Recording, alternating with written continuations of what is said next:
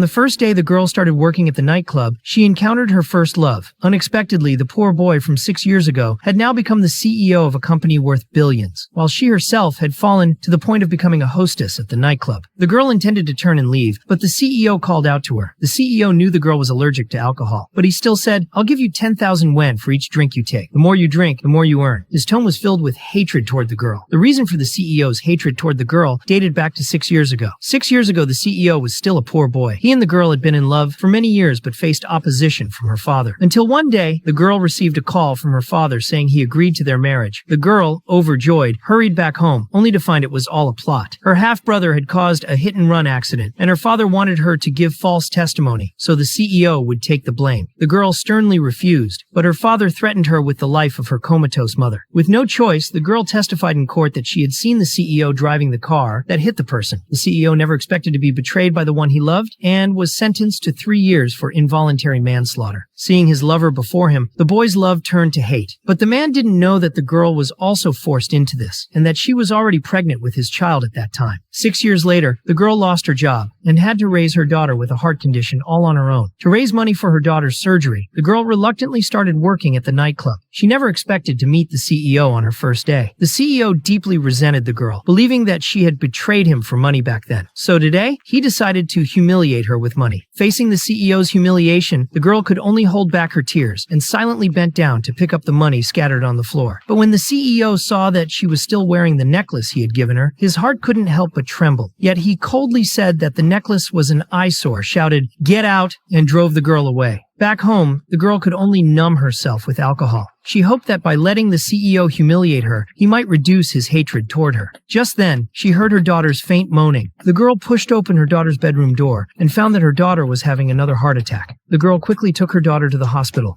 where the doctor told her that the surgery couldn't be delayed any longer. It would be best to inform the girl's father about the situation. But out of guilt, the girl decided not to tell the CEO that they had a child together. The next day, as her daughter's condition slightly stabilized, she bumped into the CEO in the corridor. It turned out that the CEO's father was also ill and receiving treatment at the same hospital. The CEO was there to visit his father. Looking at the girl's innocent face, the CEO felt an inexplicable sense of familiarity, as if she resembled him in some way. Just as his subordinates were about to chase her away, the CEO uncharacteristically squatted down and gently spoke to the girl. At that moment, the girl returned to the hospital room and realized her daughter was missing, and she turned to search for her in a panic. The daughter told the CEO that although her father had passed away, her mother only loved her father and missed him so much that she named her Xiangzi, longing for love. After hearing this, the CEO sighed, saying that someone who is devoted is rare. He couldn't help but think of the girl, and the daughter, trying to introduce a beautiful woman to the CEO, asked for his contact information. Worried that her mother might not find her, she hurriedly said goodbye to the CEO